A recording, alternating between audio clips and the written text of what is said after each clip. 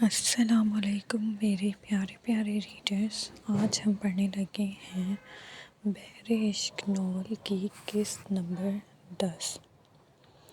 سکندر کے دماغ کی تنابیں ہل چکی تھیں۔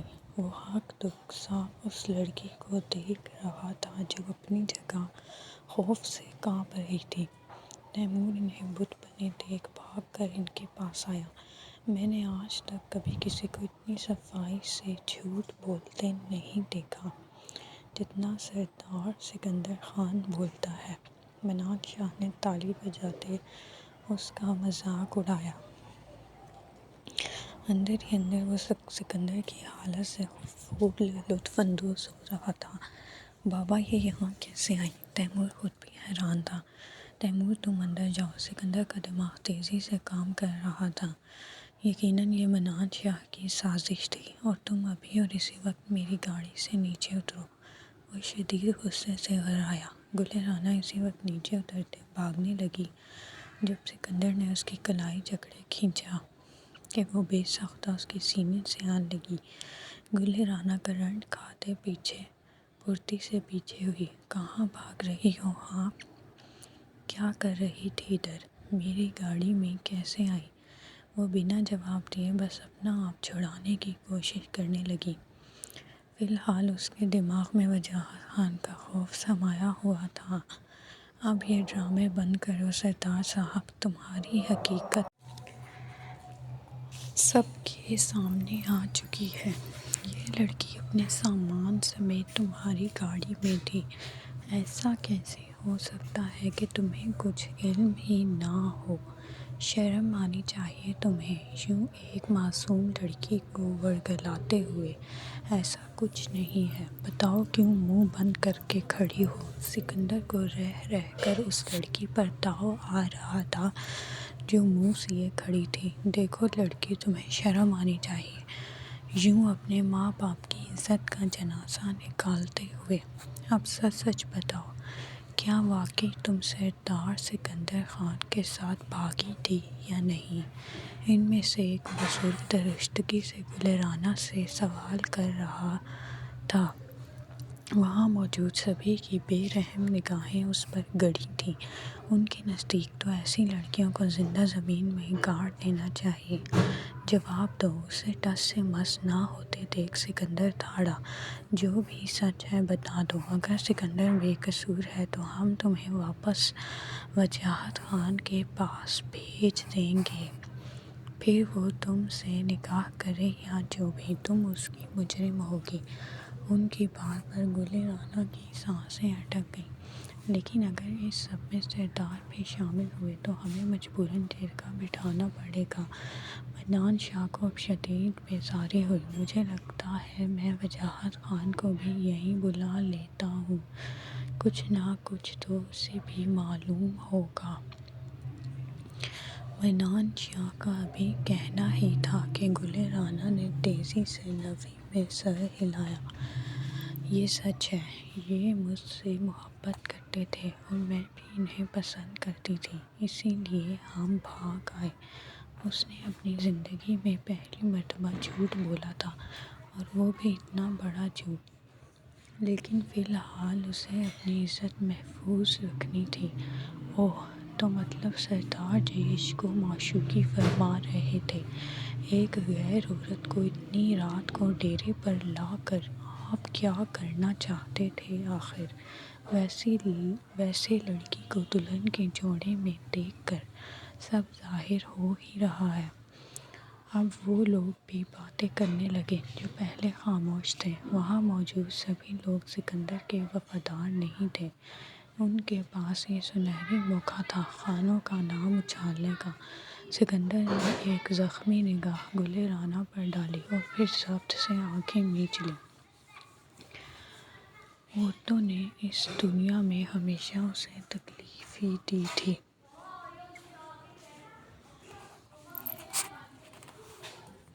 سکندر کے کندھے جھک گئے۔ اب کوئی بھی اس پر یقین نہیں کرنے والا تھا۔ اتنی بدنامی کے بعد ایک داغ اور اس پر لگ چکا تھا۔ اب لوگ پیٹھ پیچھے کبھی اسے اچھے سردار کے طور پر یاد نہیں رکھیں گے۔ وہ بھی ایک عیاش سردار کہلائے گا۔ آدھی رات گزر چکی تھی۔ بات کو وقت پر سنبھالنے کے لیے سب مشورہ کرتے اس نتیجے پر پہنچ چکے تھے کہ سکندر اور گل رانہ کا نکاح کر دیا جائے۔ سکندر بالکل خاموش تھا۔ یہ خاموشی شاید طوفان سے پہلے آنے والی خاموشی تھی یا پھر شاید اس سے بھی زیادہ خطرناک۔ مسلسل اعظم صاحب کی کالز پر کالز آ رہی تھیں مگر وہ اٹھا نہیں رہا تھا۔ یقیناً انہیں اس سب کے بارے میں پتہ چل چکا تھا۔ اس کے چہرے پر چٹانوں سی سختی چھائی ہوئی تھی۔ باہر تیزی سے بارش بھی برسنا شروع ہو چکی تھی لیکن منان شاہ پھر بھی مولوی کو نہ جانے کہاں سے ڈھونڈ کر اٹھا لایا تھا۔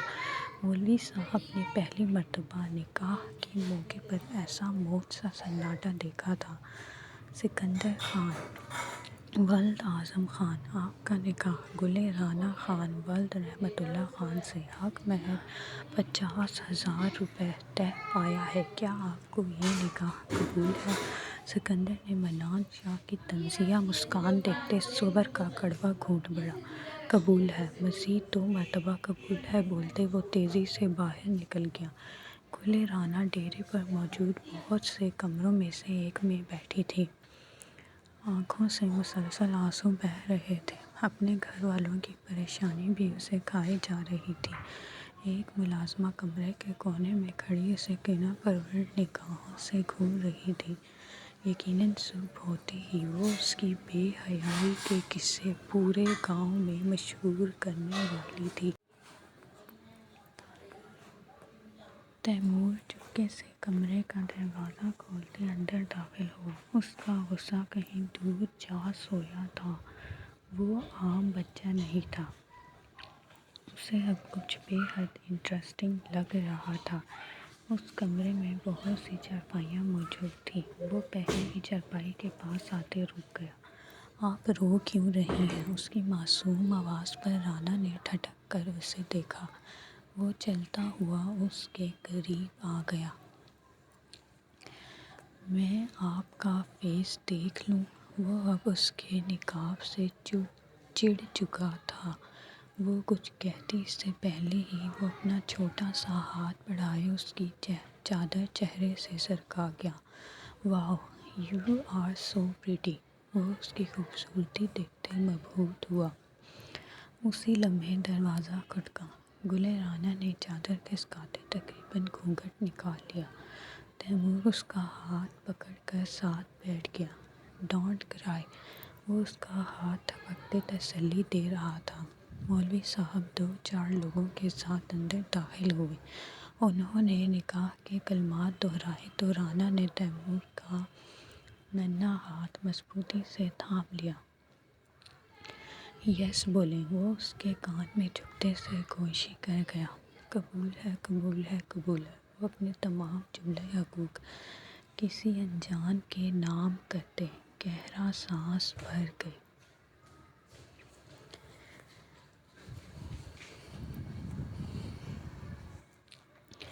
ساشا آج انیکسی کی جم کر صفائی کر رہی تھی۔ ساحر خان نے اپنی موم کو انکار نہیں کیا تھا۔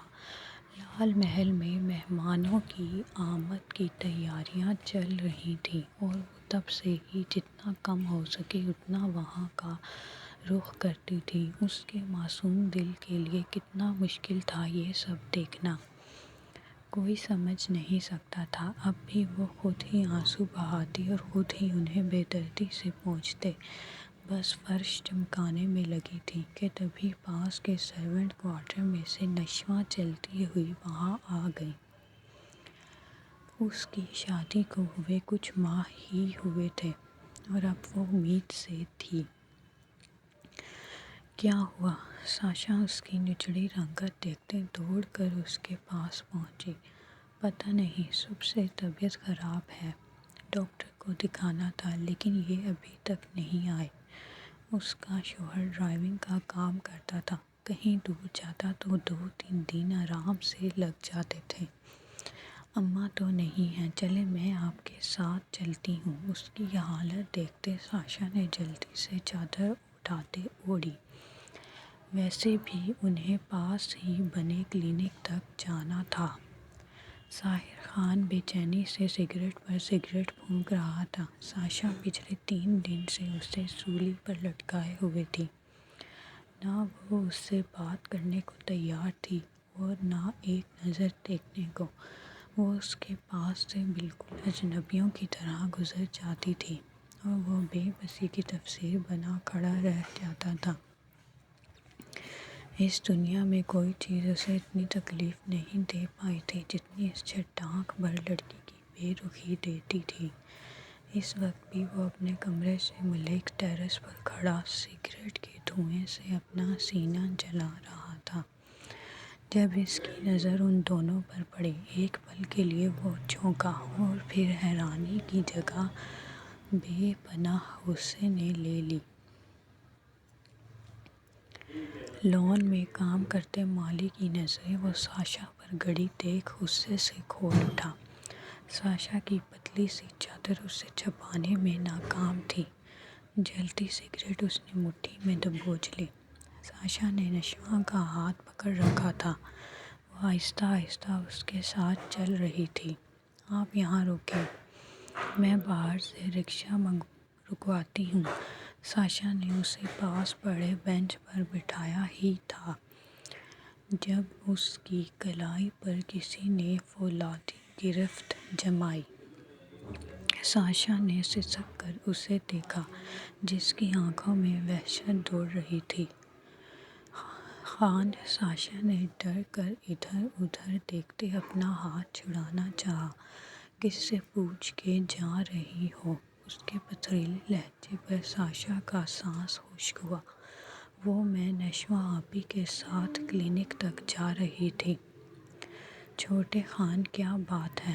اسما خاتون پریشان سی وہیں چلی آئیں۔ ساشا حواس باختہ سی اس کی ہمت دیکھ رہی تھی۔ وہ بنا کسی کی پرواہ کیے سب کے بیچ اس کی کلائی پکڑے کھڑا تھا۔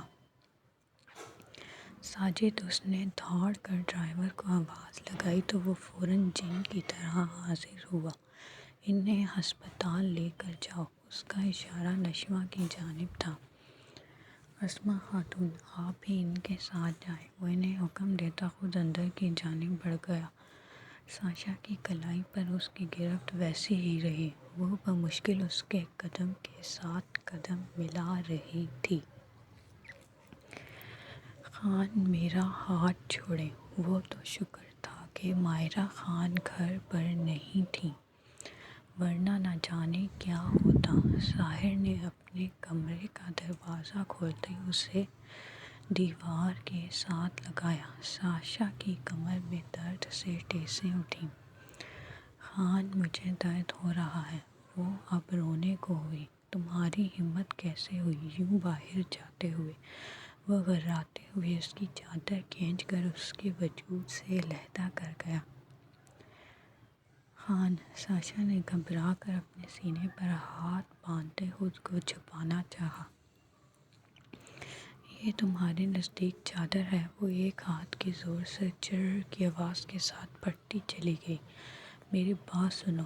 وہ اس کی کمر جکڑے اس پر جھک گیا۔ ساشا کی کمر پوری طرح بینڈ ہوئی۔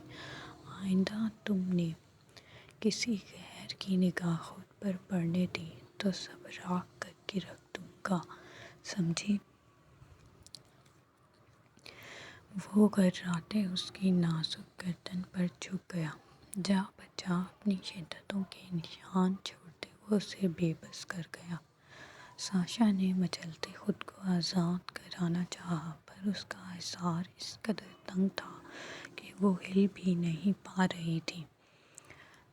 وہ اس کی گردن سے ہوتے تک کا سفر طے کرنے لگا۔ 3 دن کی بے چینی، بے سکونی اور کھولن تھی جس سے وہ اس کے ہوش اڑا چکا تھا۔ چھوڑیں! ساشا نے چیختے اسے دھکا دیا۔ صاحب نے خود ہی پیچھے ہوتے اسے آزاد کر دیا۔ وہ لڑکھڑاتی دیوار کا سہارا لے گئی۔ ساحر اب لائٹر نکالتے اس کی چادر جلانے لگا۔ یہ کیا کر رہے ہیں آپ؟ ساشا نے اس کے ہاتھ سے اپنی چادر کھینچی۔ اب وہ پھٹی ہوئی چادر ہی اپنے گرد لپیٹ رہی تھی۔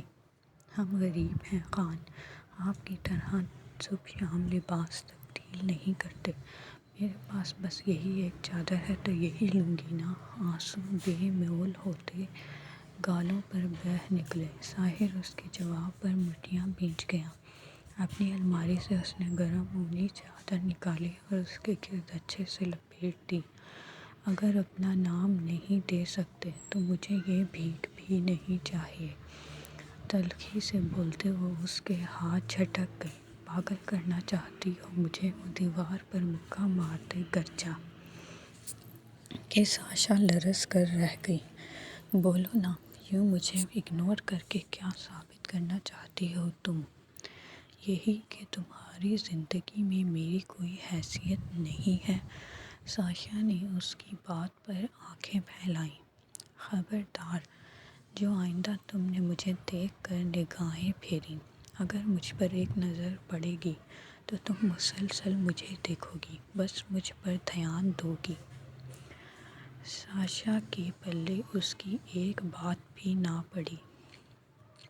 مجھے جانے دیں۔ اب وہ بغور ساشا کے بال دیکھ رہا تھا جو موٹی سی چوٹی میں گندھے تھے۔